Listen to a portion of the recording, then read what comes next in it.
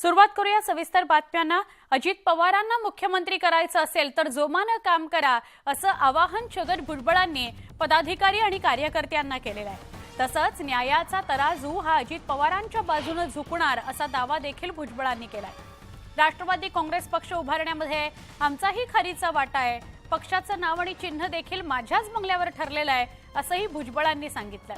पक्षाकरता अहोरात्र काम केले तरी शरद पवारांच्या टार्गेटवर फक्त छगन भुजबळ असल्याची खंत देखील भुजबळांनी व्यक्त केली, बोलून दाखवली। आज 43 आणि नागालँड झारखंड सगळे आमदार 2 खासदार आमच्या बरोबर आहे। अहो एक खासदार हा 3-3 लाखाचा प्रतिनिधी आहे। एवढं पाठबळ असलेले आमदार खासदार जर अजित दादा बरोबर असतील तर मला सांगा की न्याय जो आहे, न्यायाचा तराजू हा अजित दादांच्या बाजूनेच झुकणार याच्यामध्ये माझ्या मनात शंका नाही। आणि आपण सगळे म्हणतात की दादा मुख्यमंत्री झाले पाहिजे, दादा मुख्यमंत्री कसे होणार? त्यासाठी तुम्हाला काम करावं लागेल। आज असलेला 45चा आकडा जो आहे हा 80-90 वर नेऊन ठेवला पाहिजे आमदाराचा, त्यावेळेला दादा मुख्यमंत्री होतील। आमचे आदरणीय नेते म्हणाले होते की पवार साहेब की मी काय कोर्ट कचेरी करणार नाही, पण आता कालपासून मी बघतोय आपण सगळे स्वतः पवार साहेबच तिकडे त्या इलेक्शन कमिशनच्या ऑफिसमध्ये गेले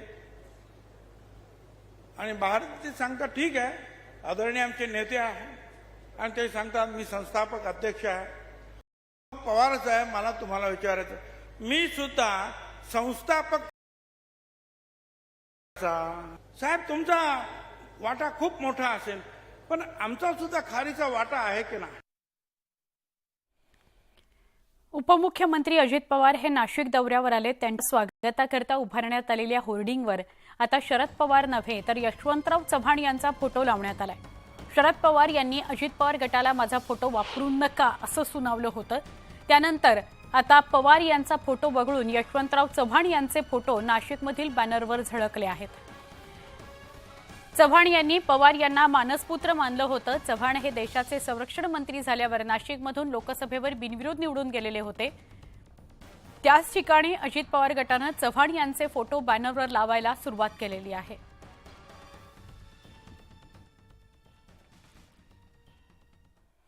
अजित पवार गटासोबत असणारा 42वा आमदार नवाब मलिक असल्याची सूत्रांची माहिती आहे। निवडणुकीमध्ये निवडणूक आयोगात पक्षचिन्ह आणि नावाच्या सुरू असलेल्या सुनावणी दरम्यान आपल्यासोबत 42 आमदार असल्याचा अजित पवार गटानं दावा केलाय। तर पक्षाच्या अजित पवार गटाच्या नव्या कार्यालयात नवाब मलिकांसाठी एक केबिन राखीव ठेवण्यात आलेला आहे। तर 1.5 वर्षाच्या शिक्षेनंतर वैद्यकीय कारणास्तव जामिनावर सुटलेल्या मलिक यांनी शरद पवार गट की अजित पवार गटाची वाट धरणार अशा चर्चा तर रंगलेल्या होत्या।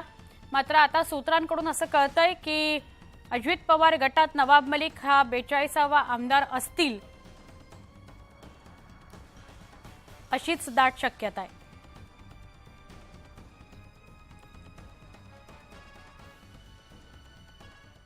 हसन मुश्रीफ यांना पीएमएलए कोर्टानं अप्रत्यक्ष दणका दिलाय। सरस सेनापती संताजी घोरपडे साखर कारखाना मनी लॉन्ड्रिंग प्रकरणी हसन मुश्रीफ आणि त्यांच्या मुलांनी मिळून कट रचला आणि शेतकऱ्यांची फसवणूक केली असं प्राथमिकदृष्ट्या स्पष्ट होत आहे। कोर्टानं हे निरीक्षण नोंदवलंय। मुश्रीफ यांचे कथित सीए आणि कारखाना ऑडिटर महेश गुरवचा जामीन अर्ज फेटाळताना कोर्टानं हे निरीक्षण नोंदवलेलं आहे।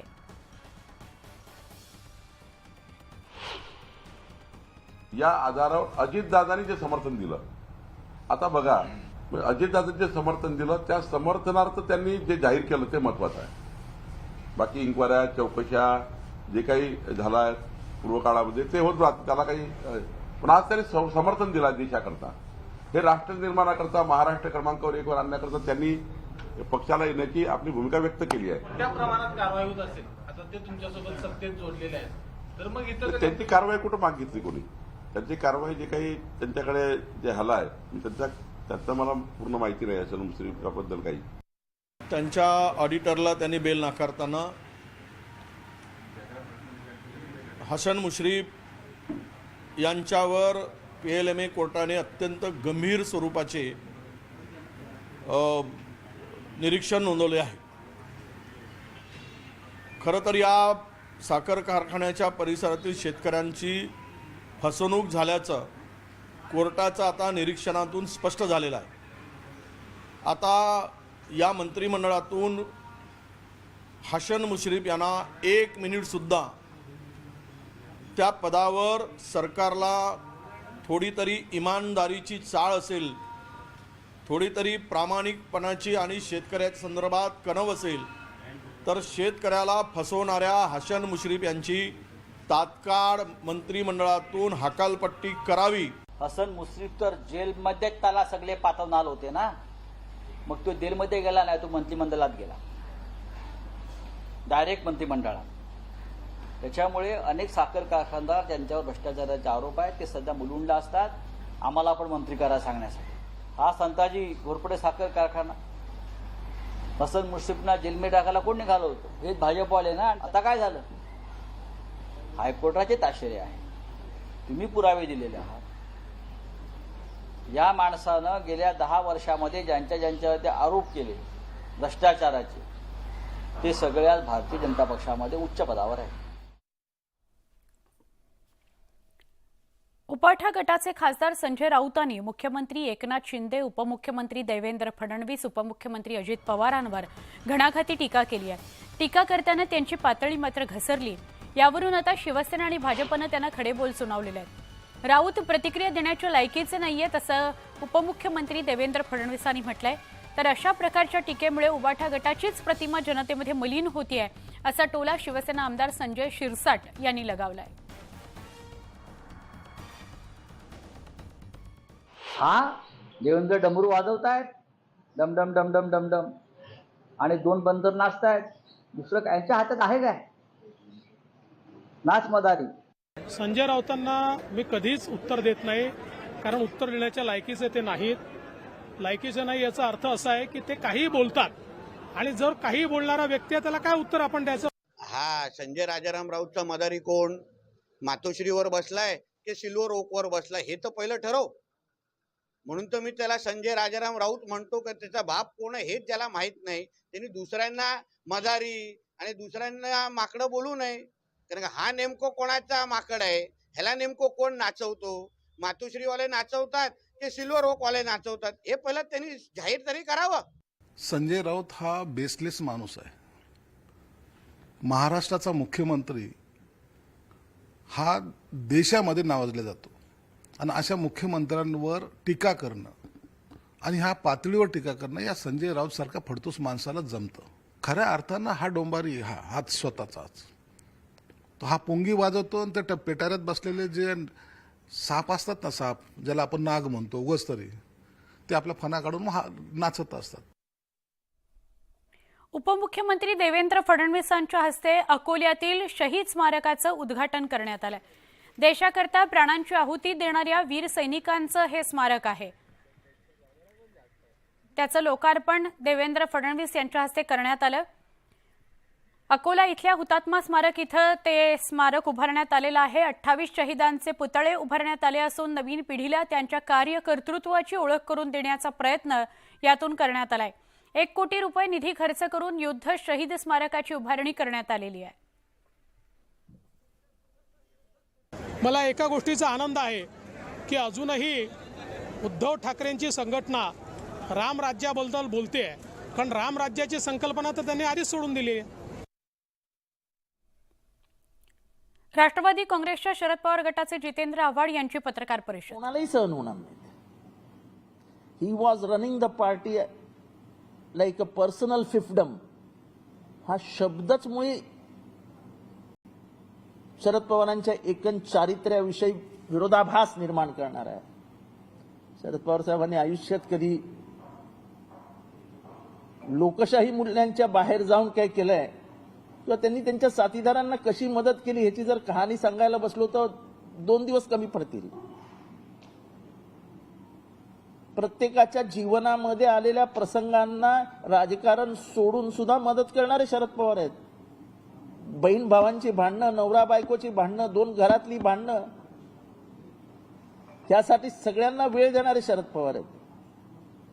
महाराष्ट्रातले अनेक व्यापारी कुटुंब आहेत की त्यांच्या घरामध्ये तह काही वादावाद झाल्यानंतर तह करण्यासाठी शरद पवारांना निवडलं जातं. कधीच कोणाबद्दल पर्सनल द्वेष नावाची गोष्टच नाही.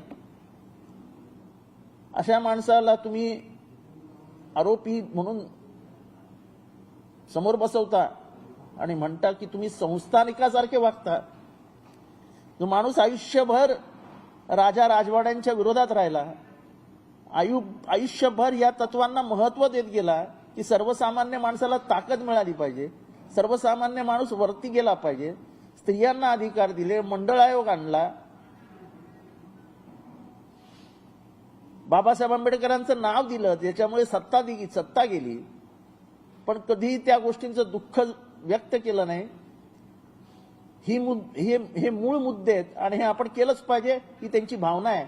आता सुद्धा बिहारच्या सेन्सस नंतर ते स्वतः मला म्हणाले की जितेंद्र हा आपला आग्रही मुद्दा असेल की महाराष्ट्रामध्ये आणि देशामध्ये जातीय सेन्सस झालाच पाहिजे. वयाच्या 84व्या वर्षी त्या माणसाचं हृदय आजही महाराष्ट्रासाठी धडधड धडधड धडधड करत असतं. त्याच्याबद्दल कालचे उद्गार हे दुर्दैवी होते, अनाकलनीय होते आणि आपण आपल्या वकिलांनी आपल्याला काय ब्रीफिंग केलं, आपण आपल्या वकिलाला काय सांगितलं हे मला माहीत नाही, पण कमीत कमी ह्याच्यापुढे तुमचा वकील हे बोलणार नाही याची काळजी घ्या.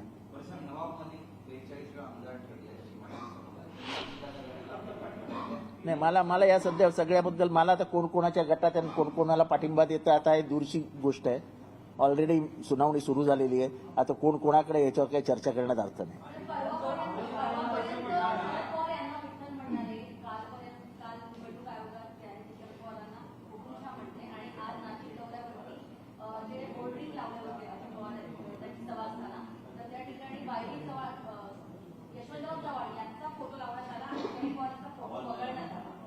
नाही, आता फोटो कोणाचा वगळा नका वगळू.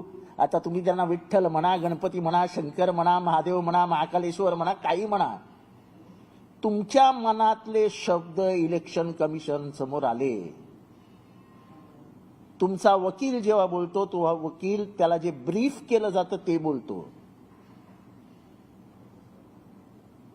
त्याला तुम्ही ब्रीफ केलंच ना की हुकूम कधी काय मानलंच नाही, त्यांनी निवडणुका घेतल्याच नाहीत, राज्याच्या निवडणुका घेतल्याच नाही, हे घेतलं नाही ते घेतलं नाही, कधी कुठल्या जिल्ह्याच्या निवडणुका घेतल्या नाही, कधी राष्ट्रामध्ये हे केलं नाही. ह्याच्या आधी पण बोलले ना, विदर्भामध्ये पक्ष वाढू दिला नाही, आम्हाला कधी स्वातंत्र्यच मिळालं नाही.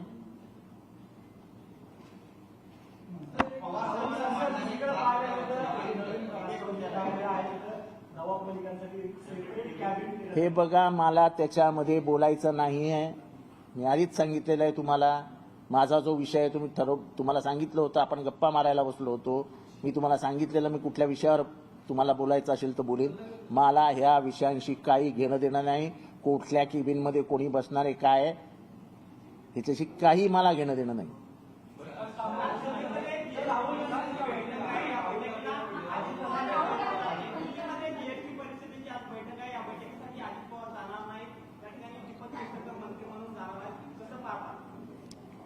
मला काय करायचंय,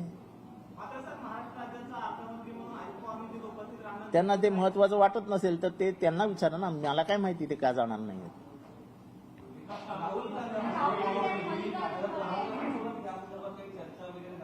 काय इन्फॉर्मल डिस्कशन होतं, काहीही चर्चा झाली नाही. आणि एवढं महत्वाचं डिस्कशन असतं तर कदाचित त्या बैठकीत मी नसतो. मी ज्या अर्थी तिथे होतो त्या अर्थी तिथे इन्फॉर्मल डिस्कशन झालं. मला ते शेतकरी कांदा मारतायत का बटाटा मारतायत का काय मारतायत याच्याशी काही मला माहिती नाही. मी सकाळपासून काही वाचलेलं नाही, ऐकलेलं नाही. मी डायरेक्ट घरातनं निघालो. तुमचा एक पत्रकार बंधू परवा ॲक्सिडेंटमध्ये सिरियस जखमी झालेला होता, त्याला हॉस्पिटलमध्ये ठेवण्यात आलेलं होतं. आज तो शुद्धीत आला. त्याची माहिती घेण्यासाठी डॉक्टरकडे गेलो आणि त्या डॉक्टरकडनं काही कॅन्सरची पोरं अख्ख्या भारतातनं बोलवली होती आम्ही आज. आमच्या एका कार्यकर्त्याचा वाढदिवस होता म्हणून त्या कॅन्सरच्या मुलांना भेटलो आणि मी डायरेक्ट तिथे तुमच्याशी बोलायला आलो.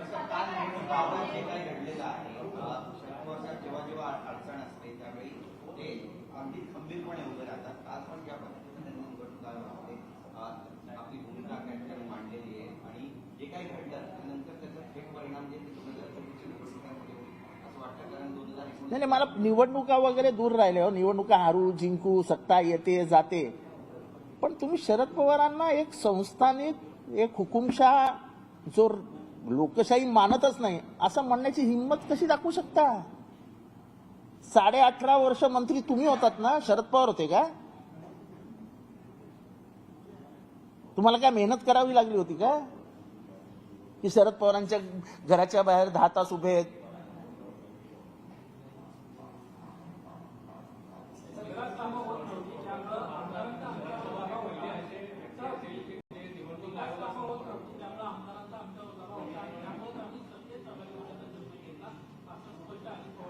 पण आम्ही त्याच्याबद्दल माझं काही म्हणणंच नाही. आता